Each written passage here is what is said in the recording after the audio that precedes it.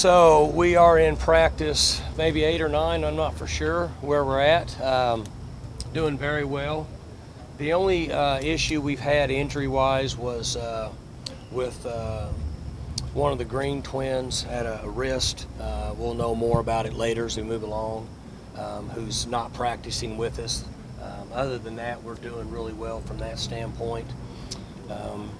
Little fatigue starts to set in the last 3 or 4 practices, and it'll be that way over the next 3 or 4 until we get to a point where school starts and they get on a schedule that's not as demanding physically as this one is, where they're here 12 hours a day. But coaching's going well. The defensive side with Coach Mason is I'm very pleased with. Obviously, offensively, we're in the same role that we have been. So guys are competing, improving. We've got a long ways to go, but I like where we're at this point. When you talk about the fatigue, is it pretty common to hit that this time of year? Yeah, once they get into practice 3, 4, 5, they train all summer, but the heat wears on them. Now they're carrying pads, the physical contact, getting up at 6 in the morning, staying here till 7:30 at night, just the long wear and tear.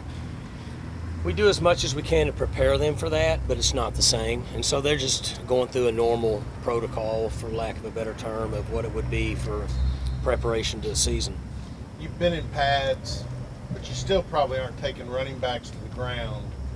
How well are you determining how guys can break tackles, how good they are in traffic? Because you got to get a pretty good grade on those running backs. We're not going to the ground. We will. We'll go to the ground 3 times before the first week of the game. They're learning. They still get a chance to make guys miss in space. The defensive guys will try to thud them and rip the ball out. So we're getting a little bit of a simulation of a game, but certainly not like what we want. I don't think that it's possible for us to practice that way. We're just trying to get as much as we can at this point to see where they're at and to prepare them for the physical contact that they'll get in the first game.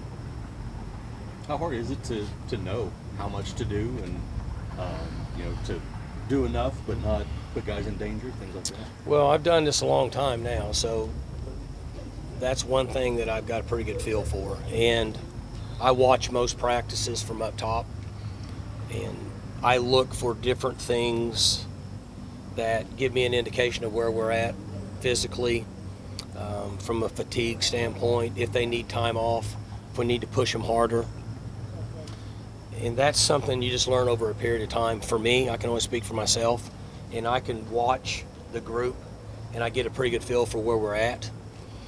But as I've said before, that's the most challenging part of coaching, in my opinion, is to put them in a position that they can play fast, and they're in good condition, and be physical, but not do so much that it sets them back.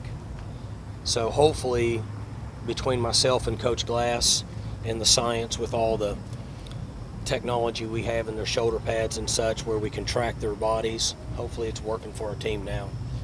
I was listening to Sirius yesterday, and Rick Neuheisel commented, happy birthday to Mike Gundy. Mm-hmm. And he said, let me tell you something. I don't know what it is around the country. I don't know what it is with the media. He said, people don't talk enough about what a run this guy's been on. This guy's on one of the great runs in college coaching.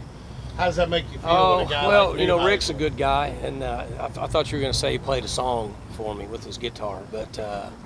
No, but they kept playing your singlet audio. Oh, yeah? Well, there's a lot of those. That's There's maybe a lot more of those, iconic than the rant, is the singlet audio. We're in a little bit of a hidden area here, We're tucked away in north central Oklahoma, and we're in a town of population about 50,000 people, and so we can stay hidden a little bit, which I think is good for us. As we know, none of that matters. The only thing that matters is our preparation and the teams we put on the field and the way our guys play.